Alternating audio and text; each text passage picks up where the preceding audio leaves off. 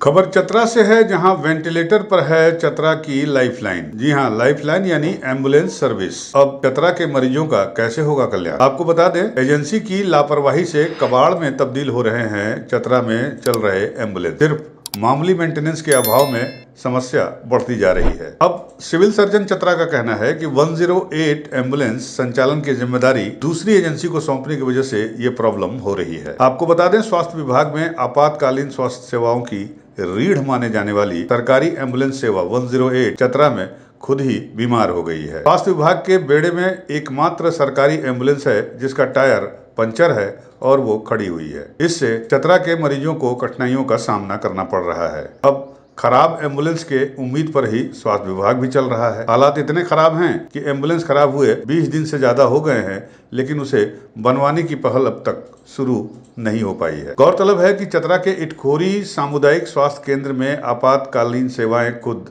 Ventilator पर चली गई हैं। अस्पताल से रेफर किए जाने वाले मरीजों, खासकर गर्भवती महिलाएं, सड़क दुर्घटनाओं के शिकार लोग और गंभीर रूप से बीमार लोगों को घंटों इंतजार करने के साथ साथ मुसीबत झेलनी पड़ रही है। कई बार एम्बुलेंस उपलब्ध न होने के कारण मरीजों को मोटी रकम देकर बाहर से निजी वाहनों या निजी एम्बुलेंस का सहारा लेना पड़ रहा है, जिससे उनके इलाज का आर्थिक बोझ भी बढ़ रहा है। यह हाल जिले के एकमात्र सबसे बड़े अस्पताल सदर अस्पताल चतरा का भी है। यहाँ कहने को तो आधा दर्जन से अधिक सरकारी एम्बुलेंस हैं, लेकिन इनमें भी कई एम्बुलेंस कबाड़ में खड़े होकर अपनी बदहाली पर आंसू बहा रहे हैं। यहाँ आपातकालीन विभाग में रोजाना औसतन 10 से 15 मरीज एम्बुलेंस से लाए जाते हैं, जिसमें से 2-4 मरीजों को हजारीबाग सदर अस्पताल या रिम्स रांची रेफर कर दिया जा रहा है। लेकिन खराब एम्बुलेंस होने के कारण रेफर मरीजों को भी अब अस्पताल में पहुंचने के लिए लंबा इंतजार करना पड़ रहा है। अब यूपी न्यूज़ 9 ने जब इस मामले में जिले के सिविल सर्जन को बताया तो उनका जवाब था कि 108 एम्बुलेंस संचालन के लिए राज्य सरकार के द्वारा किसी दूसरी एजेंसी का अब चयन कर लिया गया है। 108 की सेवा जो है कुछ दिन पहले ही जो है दूसरे एजेंसी को दिया गया है राज्य स्तर से ही। तो वो एजेंसी जो है, जो गाड़ी रोड पर ऑन रोड है उन गाड़ियों का हैंड ओवर कर लिया है। अब जो गाड़ी में छोटी मोटी गड़बड़ी है या किसी का बैटरी डाउन हो गया, किसी का टायर नहीं है, किसी में ड्राइवर नहीं है, तो वो गाड़ी अभी लोग के द्वारा संचालित नहीं किया जा रहा है।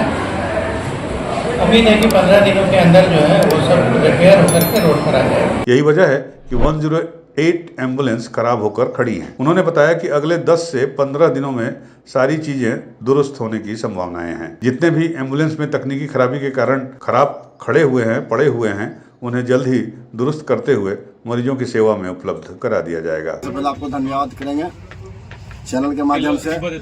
और जो इटखोरी का जहाँ तक बात है, वो स्वास्थ्य उपकेंद्र नहीं, प्रभारी और एम्बुलेंस दोनों का स्थिति काफ़ी दयनीय है।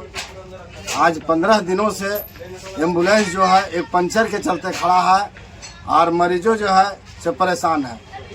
आज जो है क्षेत्र में प्रभारी महोदय या एम्बुलेंस इंतजार कर रहा है कि हाँ जब तक घटना ना होगा तब तक एम्बुलेंस बनाया नहीं जाएगा। ड्राइवर होली के त्यौहार से घर भागल है, उनको खुद पता नहीं है।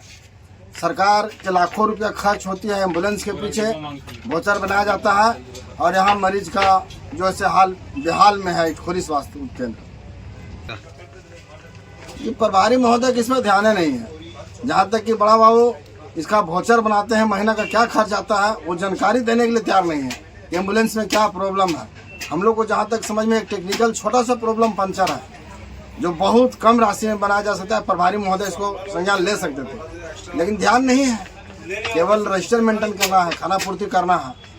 बहरहाल अब देखना दिलचस्प होगा कि स्वास्थ्य विभाग के अधिकारी जीवन वाहिनी यानी लाइफलाइन कहे जाने वाली 108 एम्बुलेंस की तरफ कब तक अपनी नजरें इनायत करते हैं, या फिर महकमे के अधिकारी अपने चैम्बर में बैठकर ही सब कुछ ठीक कर लेने के दावे करते रहेंगे। यूपी न्यूज़ 9 के लिए चतरा से सूर्यकांत की रिपोर्ट।